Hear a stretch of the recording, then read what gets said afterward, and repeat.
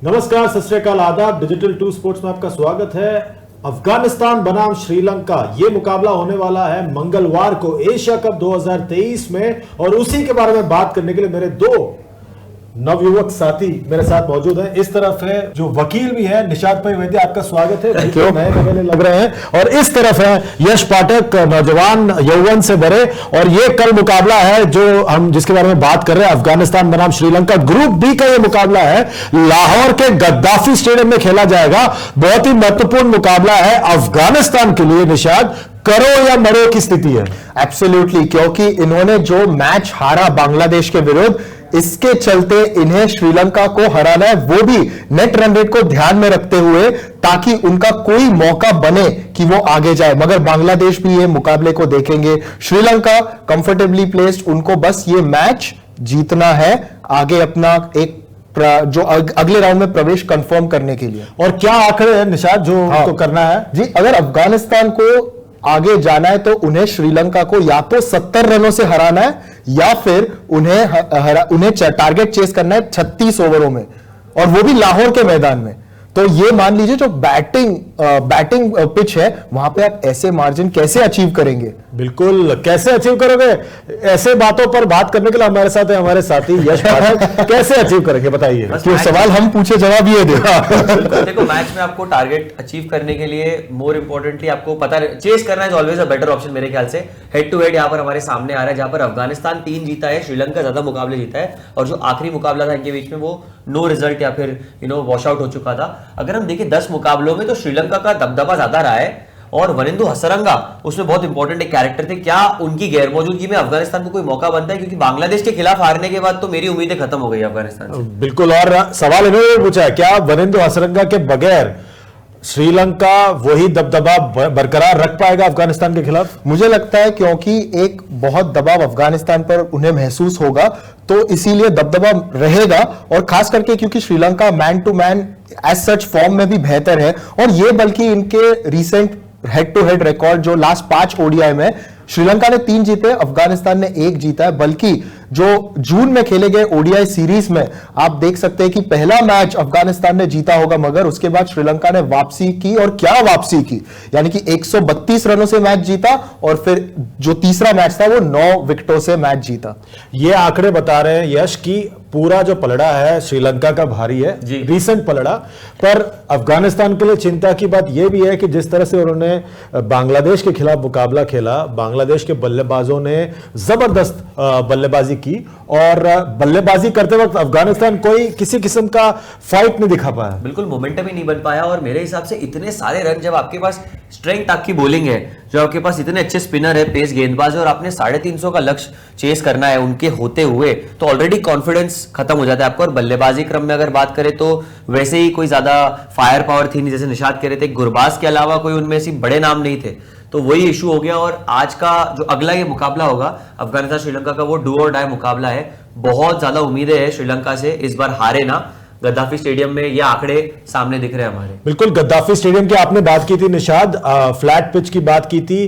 अगर आपको बल्लेबाजी कर जीतना है तो आपको कम से कम 330 बनाने हैं, और बांग्लादेश ने 334 बनाया। तो उन्होंने आंकड़ों के हिसाब से किया, और आंकड़े बता रहे हैं कि आप लाहौर में टॉस जीतो, बैट करो, मैच जीतो। एब्सोल्युटली, क्योंकि जैसे बांग्लादेश ने बल्लेबाजी की थी, 330 के पार गए और वो मैच अपने नाम किया।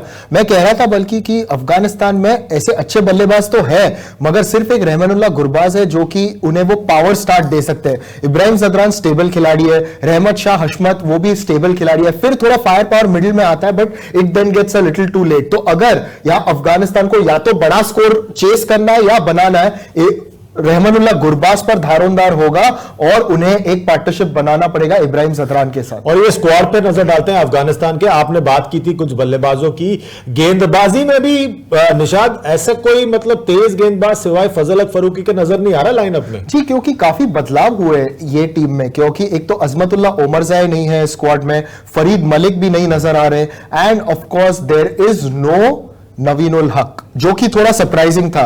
तो अभी इसके चलते बस एक उनके तेज गेंदबाज है फजल हक फरूकी, गुलबदीन नायब और करीम जन्नत ऐसे सपोर्ट बॉलिंग ऑलराउंडर्स हैं जो कि आपको सपोर्ट कर सकते हैं मगर कभी कभी महंगे साबित हो सकते हैं। इसीलिए पूरा धारोदार फिर स्पिनर्स पर आता है जो कि है मुजीबुर रहमान जदरान, राशिद खान और मोहम्मद नबी, और अगर जरूरत पड़े तो वो नूर अहमद का भी इस्तेमाल कर सकते हैं। बिल्कुल। और श्रीलंका की जहां तक बात है, श्रीलंका को हमें पता ही है, जैसे निशाद बार बार बताते हैं, श्रीलंका के स्क्वाड में आधा जो स्क्वाड है उनका, यश, वो हॉस्पिटल में है और बाकी जो है मैदान पर है, यहाँ पर लाहौर में। बिल्कुल, देखिए बच्चे कुछ प्लेयर्स जो आप कह रहे हैं जो मैदान में है वो भी काफी बड़े नाम है।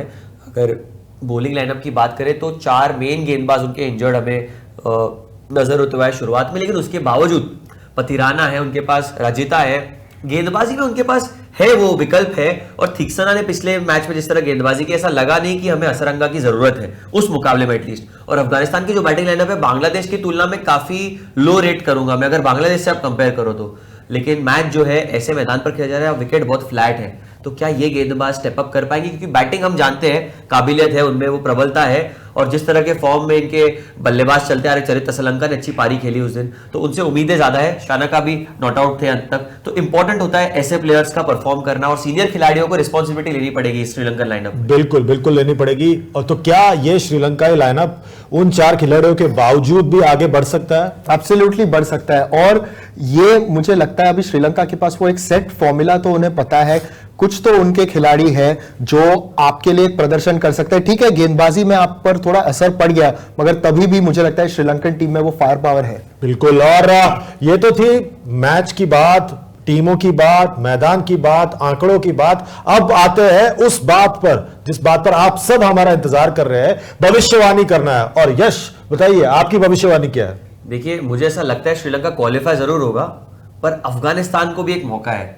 मेरा एक गट फीलिंग कह रहा है शायद अफगानिस्तान ये मुकाबला जीत जाएगा। पर उन आंकड़ों के साथ जो आंकड़ों के साथ नहीं होगा, वो बहुत मुश्किल है। श्रीलंका इतनी खराब टीम नहीं है। मैच जीतेंगे पर जंग हार जाएंगे। जंग हार जाएंगे। क्या बात है, आपका क्या मानना है? जी पॉसिबल, क्योंकि अफगानिस्तान ने बल्कि पिछली 2 बार जो बांग्लादेश और श्रीलंका के साथ उनका ग्रुप था, एक तो T20 एशिया कप में और एक 50 ओवर एशिया कप में, they had beaten both and gone through to the next round. तो इसीलिए ये एक बहुत बड़ा मुकाबला है इस टीम के लिए, क्या वो मेंटेन रख पाएंगे? मगर जैसे यश ने कहा, या मुझे लगता है कि वो they will win the battle but not the war, जैसे कहा, मगर मुझे अभी भी लगता है Sri Lanka will somehow get through. चलिए, ये तो थी बातें हमारे दोनों साथियों की। मेरा भी मानना है कि श्रीलंका की जीत होगी, पर आपका क्या मानना है? आप जाइए हमारे इस वीडियो के नीचे, लाइक शेयर कमेंट कीजिए, सब्सक्राइब कीजिए, और साथ ही साथ नोटिफिकेशन की घंटी जरूर बजाइए, और हमारे साथ बने रहिए इस मंच पर जिसका नाम है डिजिटल 2 स्पोर्ट्स। मैच का मजा लूटिए, एशिया कप का मजा लूटिए हमारे साथ डिजिटल 2 स्पोर्ट्स पे। तब तक के लिए हमें दीजिए इजाजत।